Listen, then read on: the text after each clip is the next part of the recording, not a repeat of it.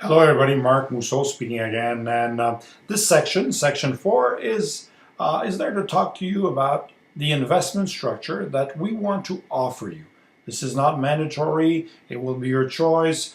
You should effectively consult your legal counsel and your accountant to see in what kind of structure you would like this property to be acquired under.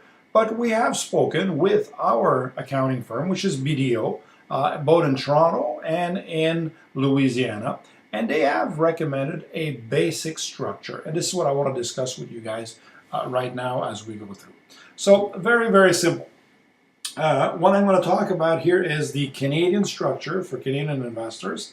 And the overseas structure, we'll look at it a bit differently, except we would take out the Canadian structure and use whatever entity or location that you want to own this corporation.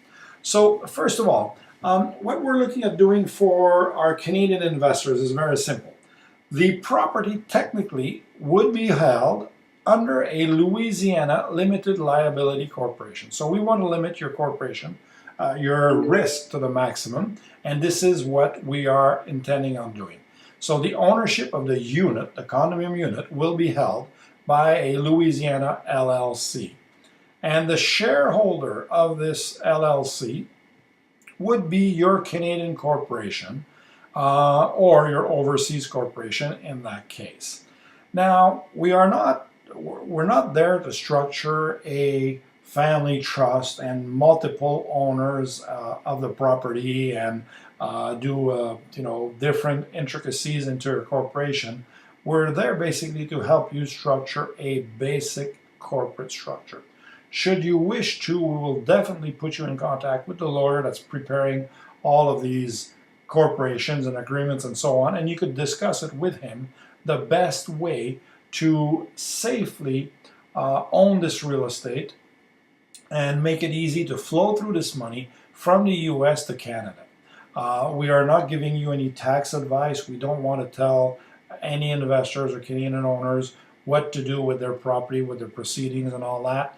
But the other naturally is to be able to take this money, this positive cash flow out of Canada, out of the United States, and then bring it into Canada or overseas. So at the time of closing, just before we're going to close, we will need naturally some basic information. Who will be the shareholder, their age, possibly their passport number, date of birth, and so on. And the law firm that is putting those corporations in place will be contacting you to get this information. Now, just so that you know, accounting and reporting wise, so BDO Fraser, BDO, will actually be doing all of our accounting. They're the accounting firm that we have selected to represent us and to give you your reports. So reports will be prepared by them, sent to you so that you could use these reports for your income tax purposes. Now again, we do not warrant, we do not give you tax advice on it, so your accountant will be preparing your tax return based on your income and expense. And for once, you could count that your property will be cash flowing. This is the beauty of having a property in Louisiana versus having it in Toronto, Calgary, or Vancouver. You will have positive cash flow. So that's as funny as it could be. To say, well, now I'm positive I've got to pay taxes on it. But the reality is that you're better off having positive cash flow than buying something in a city like Toronto, Calgary, Vancouver, and say, well, I bought this property that doesn't cash flow, so I have a big loss. And I'll let the accountants work with that. The incorporation fee, the fees charged to get your Canadian corporation and the U.S. corporation will be a maximum of $3,500 and will be charged to you by the corporate lawyer incorporating your documents. So you will receive, before closing, an invoice, but we as a company have decided that it will never go above $3,500 for both corporations that you have. So you will be receiving an invoice on closing with his legal fees attached to it. So basically a very simple flow through from US to Canada or overseas via a Canadian corporation or Louisiana corporation. And you also, for those of you that already have corporation, and if you decide to put these units into a separate entity and so on, you should do so.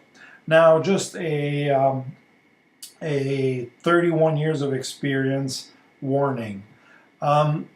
In all my teaching and all my coaching, I've always recommended investors to have one property, one corporation, okay? So that if something happens, God's sake, you get sued or something happens, there's always the easiness to sell the corporation, get rid of it, flush the corporation in the worst case scenario. And also, when you have multiple properties in one corporation and you go out and you want to refinance these properties, bankers will very often ask you for financial statement of all your properties.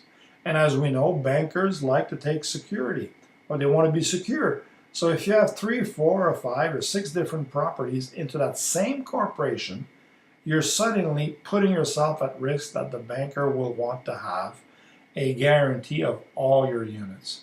So what I do is we always recommend one property, one corporation.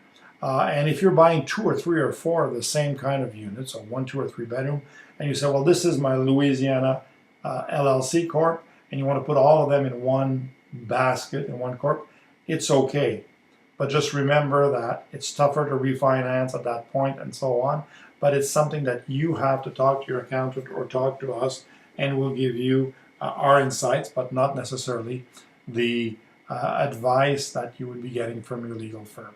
So we recommend, again, talking to your accountants, talking to your lawyers about this structure that we're proposing you. Again, thank you very much for your time. We'll talk to you on the next section, and have a great day. Marc Mousseau, signing off on this one.